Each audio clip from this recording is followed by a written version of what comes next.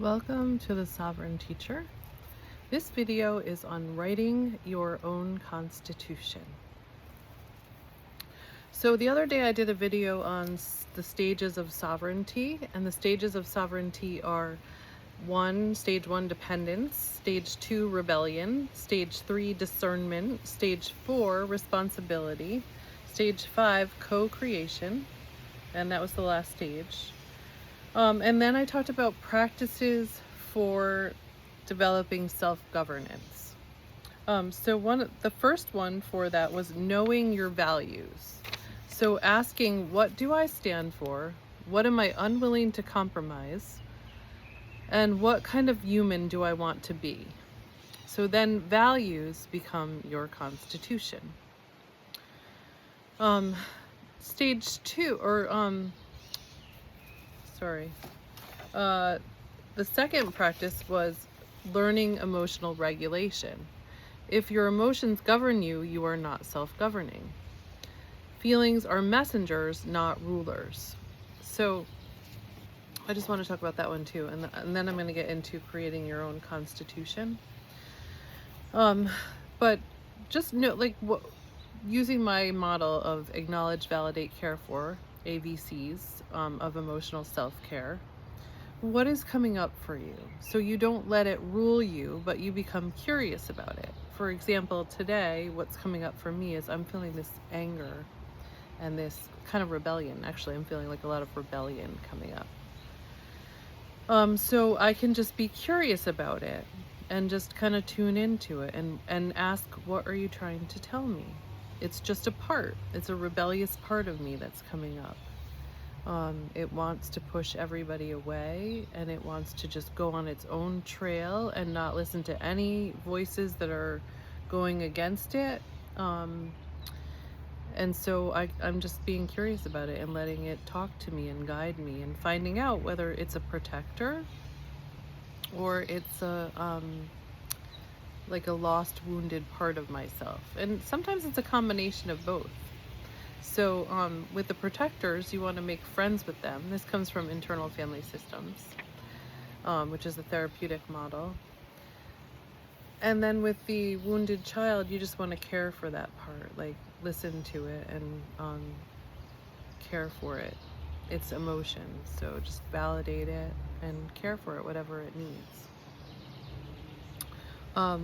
Okay, the third one is develop discernment, recognizing that not every thought is true and not every feeling is guidance. So I don't want to act on that rebellious part of me. I just want to listen to it and hear what it has to say. And you can ask, is this fear? Is this conditioning? Is this intuition? But really just listen to it. And then the fourth one is keep your word. Integrity builds inner authority. Every promise you keep to yourself strengthens self-trust. So this morning I created a schedule for exercise for myself. And if I can follow that, I tried to make it not so difficult that I couldn't follow it. If I can follow that, then I'm building trust with myself. 5, integrate your shadow. Parts of yourself that you reject often gain power over you. And a practice that I like to use for that, Moon, come here, is tarot cards, because I can be honest with myself about things when I look at those, because a lot of times I don't want to, I think she has a tick on her nose. Sometimes I don't want to look at something, so I won't see it. Come here. And the tarot cards are just a fun way of me not, of looking at it. Yeah, she's got a tick on her. Now it's on me. It's a fun way of looking at it that I don't get too serious and I don't get too scared. It didn't bite her yet, so that's good.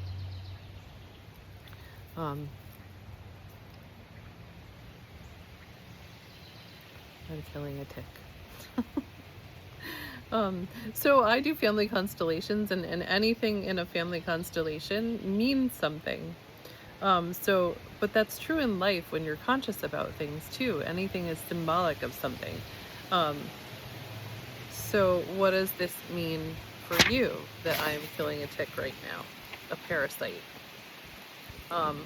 And also I will ask myself that. What I'm getting a message from my son right now that he got food poisoned yesterday. I heard he was throwing up all morning. All of this means something. Okay. Okay, so sovereignty includes bringing unconscious motivations into your awareness, and then you can look at them, accept them, take responsibility for them, and choose what you want to do with them. And then 6 is practice conscious choice. Pause before reacting. That's a good one. Like when I was getting my divorce, I really had to do that. I wasn't always good at it. I wasn't always perfect at it, but I really tried to do that. And I would ask myself, what do I want in this situation? And you can ask yourself, what would my highest self choose here? Okay, so today I wanted to talk about creating your own constitution, and I just needed to do that one before I did that so you know what I was talking about if you didn't see that video. Okay, so if you're not familiar or you don't remember the Constitution of the United States, I'm mostly addressing the United States here because I don't really know much about other countries. You might want to re-look at the Constitution of the United States. It's a pretty cool document. I really like it. But we're rewriting it for ourselves because we're talking about self-governance now. So you want to identify your values. What do you stand for? What are you unwilling to compromise? And what kind of human do you want to be? Okay. So the Constitution can become a metaphor for your internal sovereignty and a guide for self-governance rather than government governance, because we don't have control over that, and we do have control over us. So the Constitution of the sovereign self. We, the parts of the self, and that comes from internal family systems, in order to create a more perfect union within, because if you can't even have your own parts come together and live in peace and harmony, how do you expect to see that out in the world? We have to be able to do it for ourselves first, to know what we're looking for. So we, the parts of the self, in order to create a more perfect union within, and as I'm doing this, I'm killing a tick, a parasite, establish inner justice, restore peace among our thoughts, emotions, and instincts, protect what is sacred, promote our highest good, and secure the blessings of freedom, love, and truth for ourselves and future generations, do ordain and establish this Constitution of the sovereign soul. Oops. Okay, I got too many things going on here. And this tick is just not dying. Okay. Article 1, the Inner Council, Legislative Branch. Your thoughts, values, and beliefs create the laws by which you live. Before creating a rule, ask, is this belief true?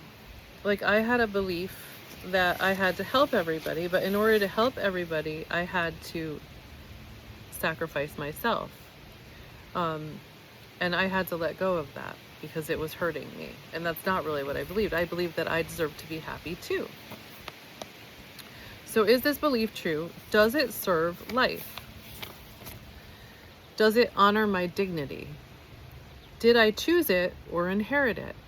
And some things that we inherit are good and we want to keep them, and some things we do not want to keep.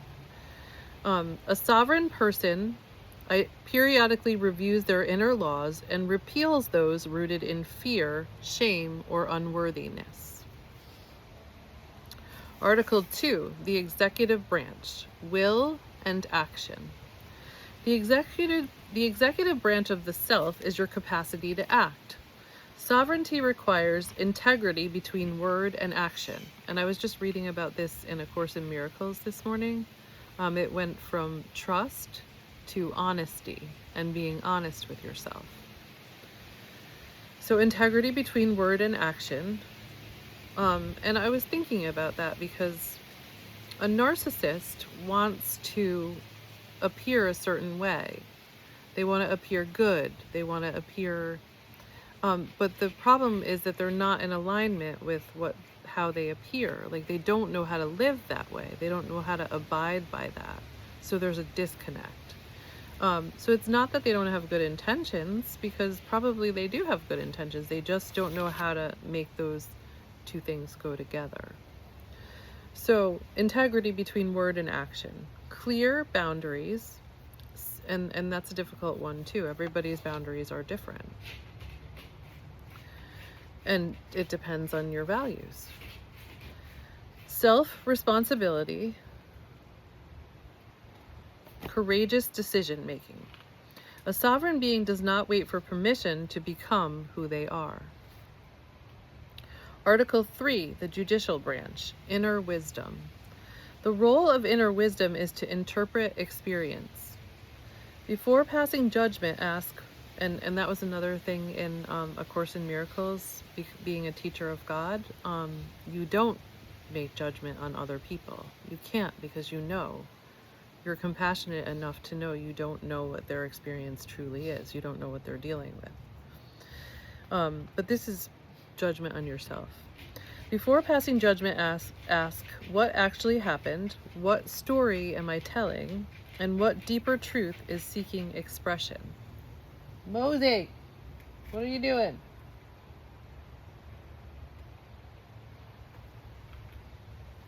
Oh, she's trying to get a chipmunk. Oh my God, it's like squirrel today. Okay. What deeper truth is seeking expression? That's a good question. The sovereign self replaces condemnation with discernment. So you're being curious here, which is something from internal family systems, your higher self. Cultivating curiosity. What actually happened? What story am I telling? And what deeper truth is seeking expression? Article 4, union among the inner parts. Every part of you belongs. I think even this parasite right here belongs, which is why it won't die. The frightened child, the protector, the dreamer, the warrior, the lover, the mystic. But let's look at this tick right here. Like, if you couldn't get your needs met, you would be a parasite. If you thought you couldn't get your needs met, you would be feeding off other people. But you actually can get your needs met. So we can ask this parasite part of ourselves to take a step back. Well, first we have to get to know what it's trying to tell us, because I would say it's a protector. And I think what it's trying to tell us is it has needs and they haven't been met. It has a scarcity mindset. It thinks that it needs to feed off of others to get food. Real parasites do, actually, but in terms of our own personal parasite, we don't need that. So we can find a better use for this parasite. We can't get rid of parts. We can just reassign them different roles that are more healthy. Once we get what they're trying to do for us. So this parasite is trying to get its needs met. It needs blood. And so it found an organism to get blood off of, and it latched on and it got blood from it. Okay. So we don't want it to have to do that anymore, because it's hurting other people and it's hurting us. So we're going to ask it what it needs, and then we're going to be able to give it what it needs. So the parasite in us. So you say you have a parasite part. It's a part that has a scarcity mindset, and it thinks it has to feed off of others in order to get its needs met. But it can actually meet its own needs, so you can show it how it can meet its own needs. That's just an example. But you have different parts of yourself, and every part of you belongs. You cannot get rid of any part. You have to understand, be curious about it, love, accept it, and then you can reassign it a healthier role.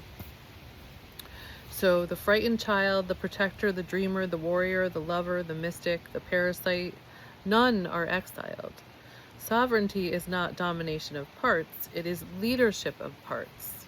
So you have a higher self that takes a step back, can see and listen to all these parts, but that's the part of you that ends up acting after taking into account all of these other parts and listening to all these other parts.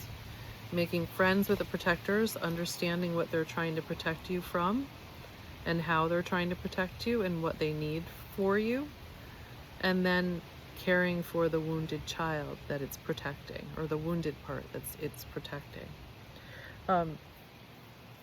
Okay, Article 5, Amendments. Growth requires revision.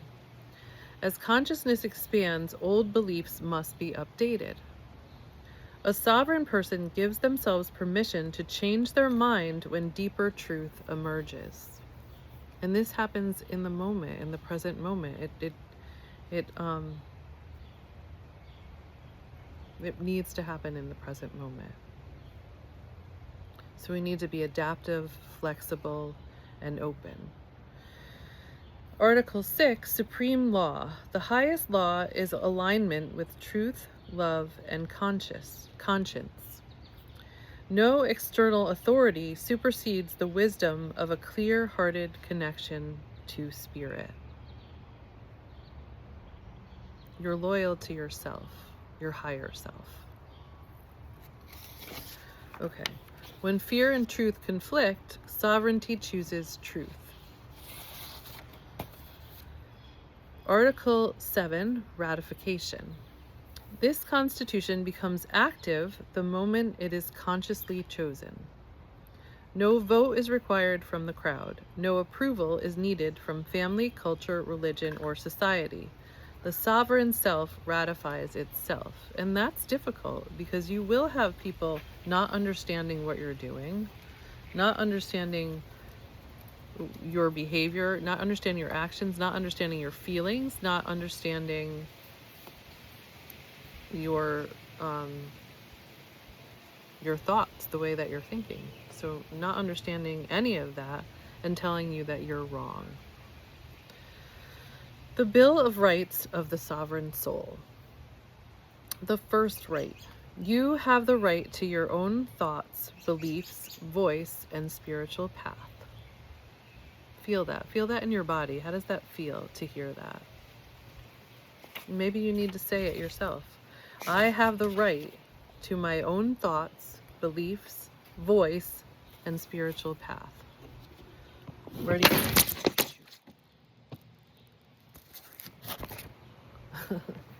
Where do you feel that in your body? Just notice. And what does it feel like? Is there fear coming up with that? That might be a protector that wants to tell you something. Okay. The second right, you have the right to protect your peace, boundaries, and well-being. And just in case you were thinking about getting a gun to do that, I would read A Course in Miracles first, because anytime you think violent thoughts or act out violently, you're going to get that same thing back. So I would just read A Course in Miracles. You don't have to be violent to protect your boundaries.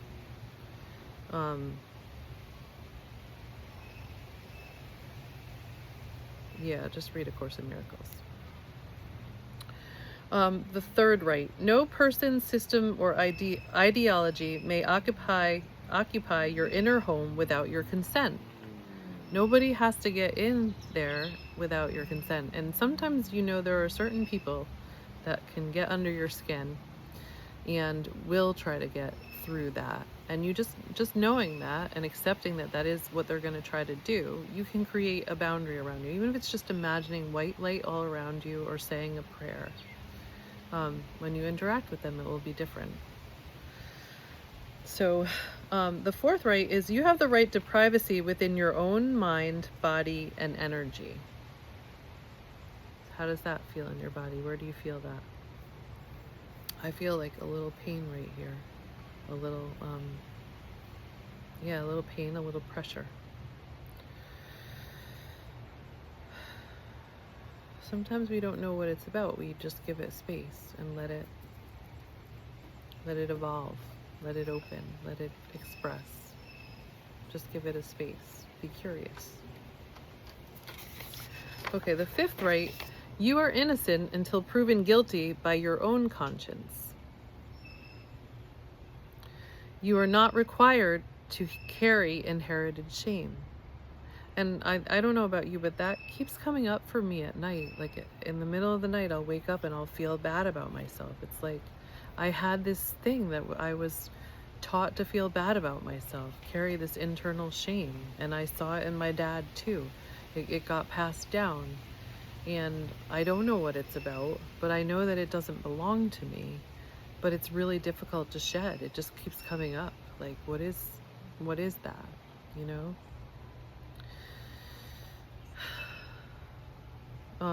The sixth right, and there was something in A Course in Miracles about that too, in terms of being a teacher of God.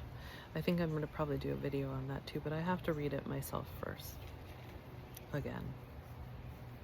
Okay, the sixth right is, you have the right to hear all sides of your inner conflicts before making decisions. So that's listening to all of your parts, listening to everything that's coming up in you. And what comes up for me at night is like this feeling of you should feel bad about yourself. You should feel bad about yourself. And I'm like, oh, no, we don't do that anymore. Like, we don't need to do that anymore. But I need to be curious about it and find out why it thinks I should feel bad about myself. I think it is because I had learned to be loyal to my mother.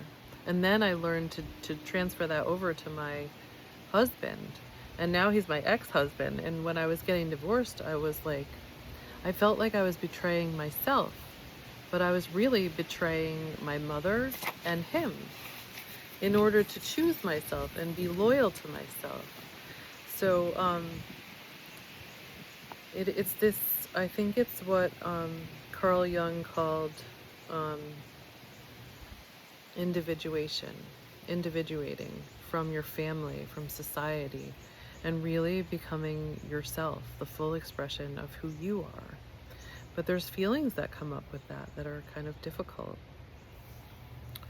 Okay, so you have the right to hear all sides of your inner conflicts before making decisions.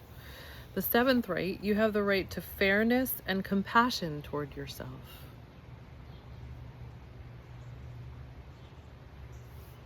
The eighth right, you have the right to be free from cruel self-punishment. That's what I'm talking about. We learn to punish ourselves. That's what society does, and that's what we do to ourselves. That's maybe what our parents did to us. And so we learn to do that to ourselves, but it's not helpful. So you have the right to be free from cruel self-punishment. The ninth right, you possess gifts and freedoms beyond those you currently recognize. So know that, like, you may not even know all of the gifts that you have. And the 10th right, all powers not given away belong to you. So don't give away your power, essentially, is what that one is. Okay, and so now we have the sovereign oath. I govern myself with wisdom rather than fear. I honor every part of my being while allowing my highest self to lead. I reclaim authority over my thoughts, choices, energy, and attention. I choose truth over conditioning, love over control, and presence over reaction. I am sovereign, I am free, I am responsible for the creation of my life. Okay, so that is creating your own constitution. So you could do one for yourself based on your own values and beliefs. And I would love for you to share that. Okay, and so it is, and so you remember.